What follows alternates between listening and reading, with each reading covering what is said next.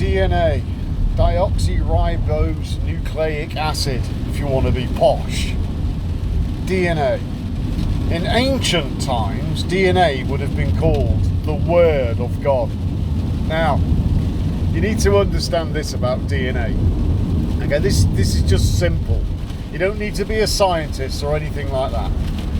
So, if you can acknowledge, if you can accept that DNA, that's GTAC, is the Word of God, then you'll look at all living organisms and understand that they all have DNA. Now, your DNA is like sentences, paragraphs, pages, chapters, books, and however those letters are jumbled or arrange themselves will be however that creature or organism presents itself in the world. So your DNA at the moment is a human being, not a human doing, I hope. Remember to put some time aside to be a human being and just be still. Now, your DNA has the capacity to be anything that is a living organism, but it is chosen to be, or it's been instructed to be, a human being. But the very same DNA could be a frog, a newt, a salamander, closely linked relatives. It could be a platypus, which is a very bizarre creature. God has a sense of humour, clearly. It could be a whale. It could be a fish. It could be an amoeba. It could be anything. So with that basic understanding, you understand that your DNA can evolve or be instructed to be anything. Now, things evolve. Now, we're taught by settled science that evolution takes millions of years. Well, I would suggest to you that that's not the case. Evolution can happen rapidly. Now, there's one thing that separates you, the human being, from all other living organisms, and that's that you're aware of your own consciousness. Now, some of you practitioners that meditate, they go within. You practitioners of a clean house, you will understand that your ego intellect, that voice in your head, is not really you. It's just a story you tell yourself. The world's a stage, there are many actors. But you can consciously evolve. And you allow the body to do that by cleaning it. And meditation cleans the psychology. It gets rid of all the guff. Clears out all the shit you've been telling yourself. And others have been telling you as well. And then it's out of your hands. Your ego intellect can't do anything about your DNA. Science will tell you that 70% of your DNA is junk. I will tell you this now. Nothing in nature is junk. Everything gets used. Nothing is waste.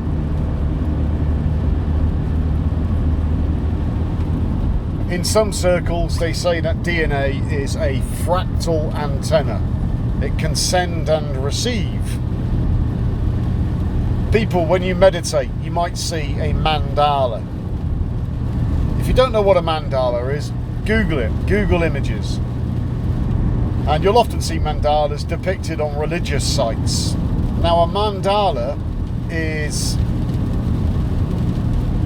like it's a view of the DNA looking down on it. So you've got the double helix, but you're looking down on it. And encoded into that is sacred geometry. And that's Plato's solids, the Platonic solids. And it's also depicted as the face of God. So you've got the Word of God DNA. God is your brain as well. Everything's all linked. It's a system. Nothing separate. Only the illusion of separation. Now, it's the illusion of separation that you overcome in meditation. And when you shift the energy in your house, when you raise the energy up, then you're activating things that haven't been activated for a very long time. That's why that character Jesus said, when you see the man with the water pitcher go into the upper room or go within. Now the man with the water pitcher is Aquarius. And you've seen pictures of these godlike creatures or men inscribed onto walls, and they're carrying these little handbags. Well, those are water pitchers, and it's depicting Aquarius, the water sign. And Jesus spoke of, I'll let you drink the living waters. The living waters is your cerebrospinal fluid. If your house is clean, the cerebrospinal fluid will be alkaline and not acidic. Your brain floats in a bath of cerebrospinal fluid. So if you're a meat eater, then your brain is taking an acid bath. Now ask yourself why you can't understand simple instructions and very simple wisdom. It's because your brain's on acid and it isn't good. Now, you clean your house, brain gets an alkaline bath. This is the natural physiological habitat of the brain, and it begins to function properly, and then things come online, then you come online, and then you will know yourself. You will be known. Okay? The Greeks used to say, know yourself. So you can interpret that as know for yourself. Know. Gnosis. Knowledge. Now people can read books and have knowledge, but if you have no experience, then your knowledge is worth nothing. It's worthless. But if you have the inward experience of the Kundalini and earthquakes in diverse places, then you'll know. You'll have experience. You'll be known. You'll be shown. I keep saying this. And then life will happen for you and not to you. And trust me, people, there is a big difference between life happening to you and life happening for you. The difference is very profound. What else can I add to that? Yeah, so DNA. It's all within. So when you're reading the book, I had an email from a chap about Exodus 21, and Moses is saying what you should do with your ox. The email was good. Is this symbolic or is it literal? It's symbolic. There is something called the Mosaic laws. There's 613 laws. And you've got the Hebrew roots movement trying to live by them. That's just insane. You can't do it. It's impossible. Okay? There was one commandment, instruction, issued by the odd character called Jesus, or that everyone calls Jesus. That isn't his name. And he said, I'll give you one commandment, one instruction, that is to love your neighbour as you love yourself. Now your neighbour is your own higher consciousness, which you will dial into as you clean your house and meditate.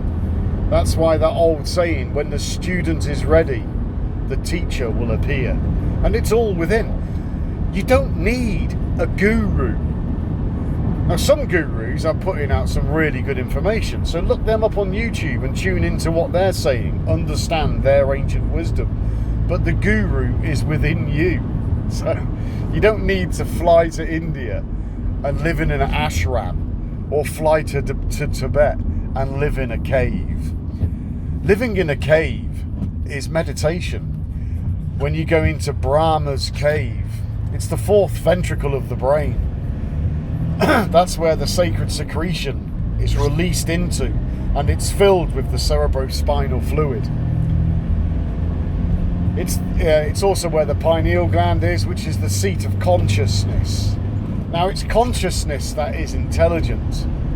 It is the intelligence. It's not the voice in your head, okay? It's not the ego. The ego is not intelligent. The ego's just the wayward younger brother that needs to be taught and educated by your elder brother, your higher self, which is consciousness. It's all consciousness. And it reveals itself within you, and it's very profound.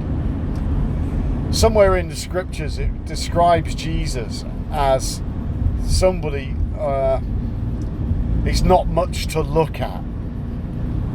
Look at consciousness, people. It's not much to look at, is it? And of course, consciousness exists in every living thing, but can't be seen, but it can be expressed.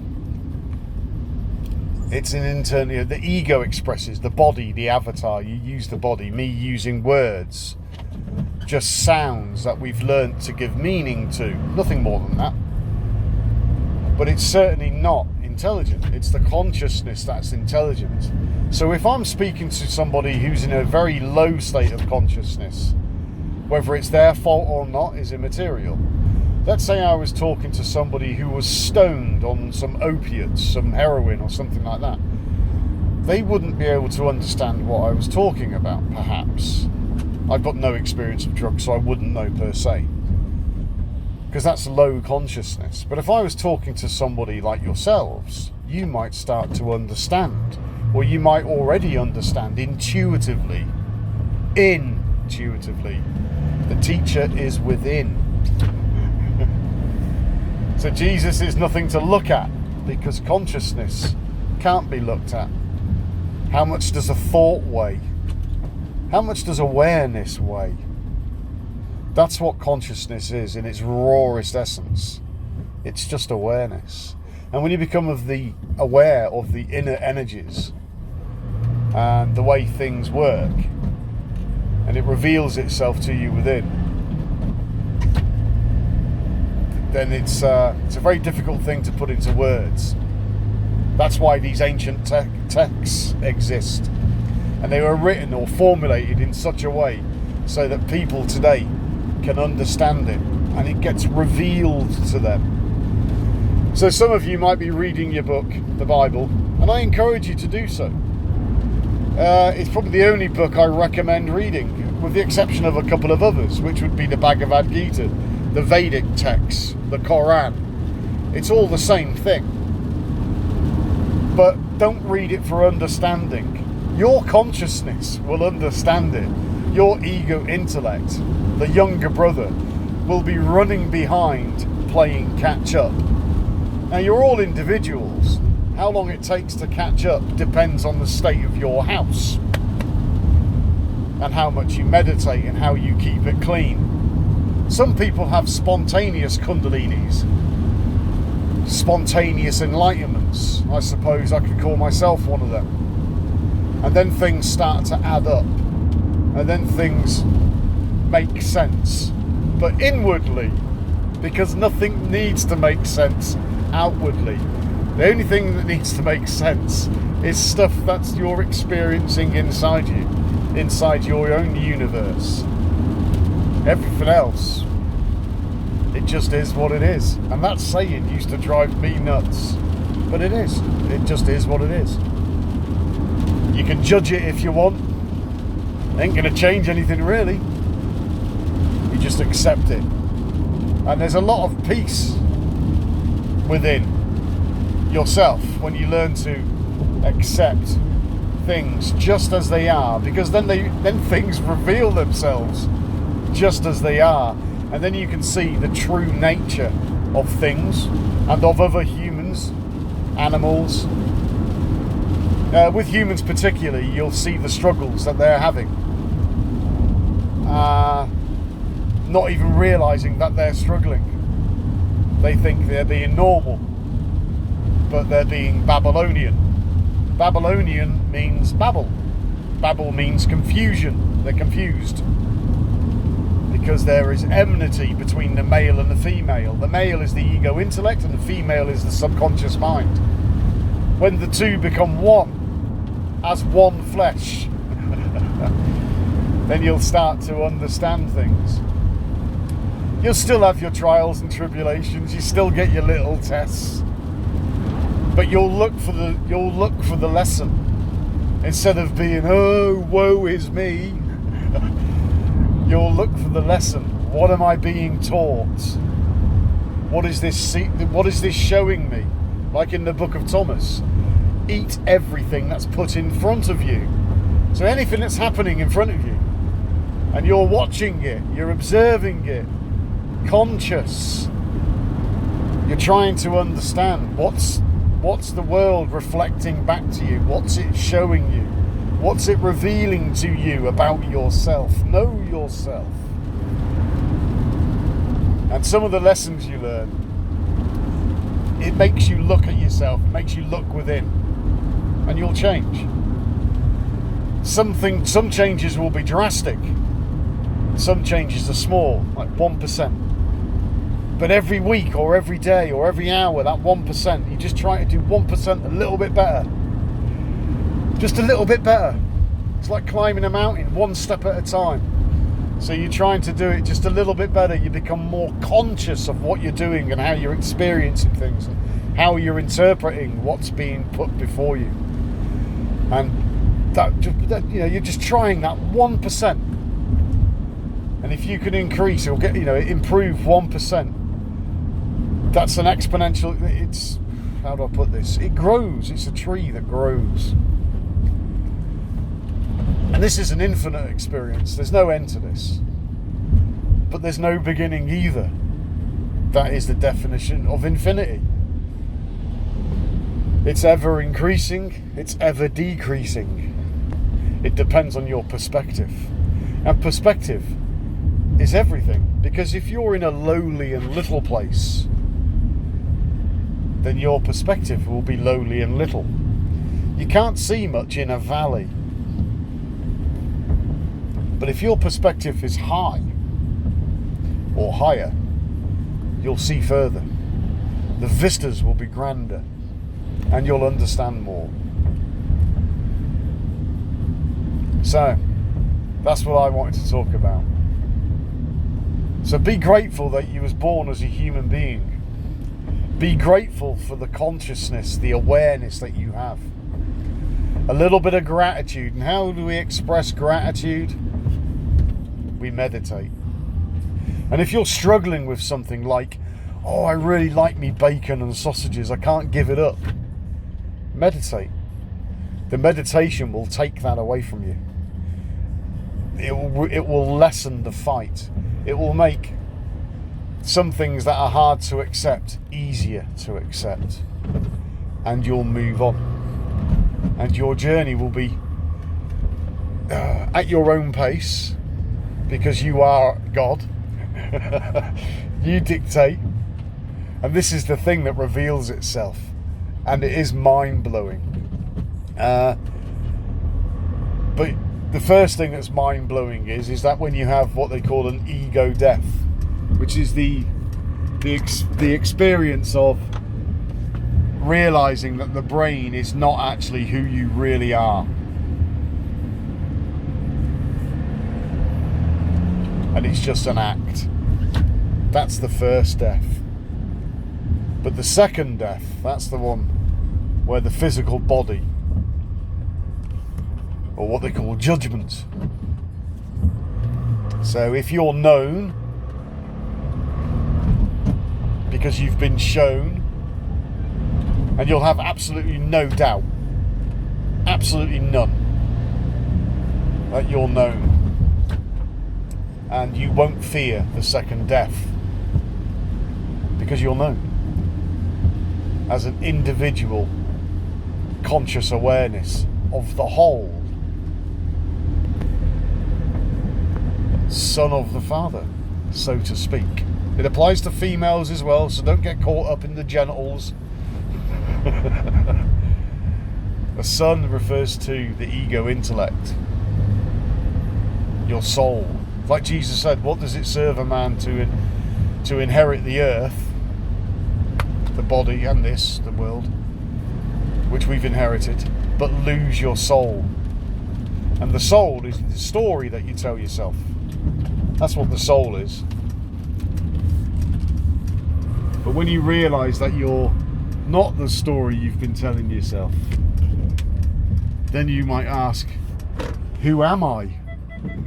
And if you ask in the darkness, you'll realise I am who I am.